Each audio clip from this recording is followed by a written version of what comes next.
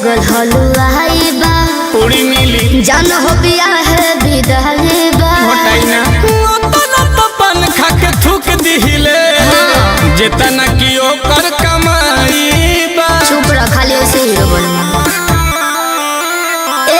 काहे से लागल हलुआई बा जान हो बिया है विदाई बा ओतना तो पान खा के थूक दिहिले जेतना की ओकर कमाई बा। भरे बुनिया छनात बाटे बेसन में मन में लड्डू फूटा अच्छा। होई सुनते दिमाग भभरे सन में तो चली जाई सारो डिप्रेशन में अच्छा। तो कही देहि रहलू रिलेशन में तो चली जाई सारो डिप्रेशन में।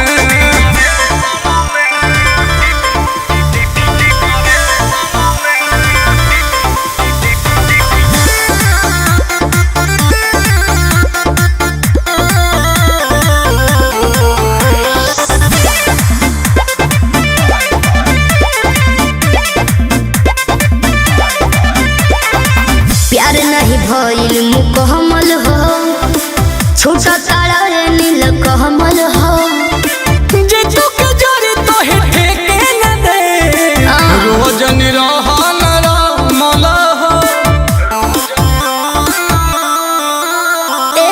प्यार नहीं भइल मुकम्मल हो छोटा तारा रे नील कमल हो आंसू के जरी तो हे ठेके न दे रोज निरहन रमल हो। बड़ी खर्चा हो खत डेकोरेशन में